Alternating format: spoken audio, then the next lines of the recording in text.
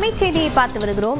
திருப்போரூர் கந்தசாமி கோயிலுக்கு சொந்தமான நிலங்கள் மீட்கப்பட்டு இருக்கின்றன. இது தொடர்பான விவரங்கள் செய்தியாளர் மதன் இணைந்திருக்கிறார். மதன், வழக்கின் பின்னணியை விவரிக்கலாம்.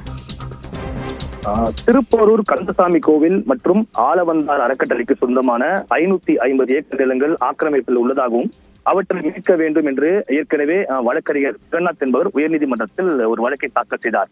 இந்த வழக்கை விசாரித்த உயர்நீதிமன்றம் 2022ஆம் ஆண்டு மே மாதத்திற்குள்ளாக இந்த அனைத்து ஆக்கிரமிப்புகளும் அகற்ற வேண்டும் என்று ஏற்கனவே உத்தரவு பிறப்பித்தது.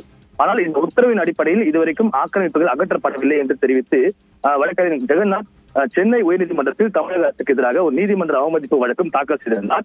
இந்த வழக்குதான் இன்று தற்போது தலைமை நீதிபதி அமர்வு விசாரணைக்கு வந்தது. அப்போது ஏற்கனவே இந்த வழக்கில் நீதிமன்றம் உத்தரவு பிறப்பித்தபடி இந்து சமய அறநிலைத்துறை ஆணையர் ஸ்ரீதர் மற்றும் திருப்போரூர் கந்தசாமி கோவில் செயல் அலுவலர் குமாரவேல் ஆகியோர் 2 பேருமே ஆஜராகியிருந்தார்கள்.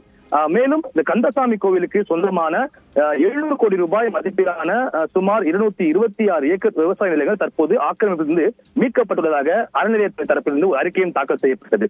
இந்த அறிக்கையை ஏற்றுக்கொண்ட சென்னை உயர்நீதிமன்றம் அவருக்கு எதிரான நீதிமன்ற அவமதிப்பு வழக்கை தற்போது முடித்து வைத்து உத்தரவு பிறப்பித்துள்ளது. விவரங்களுக்கு நன்றி.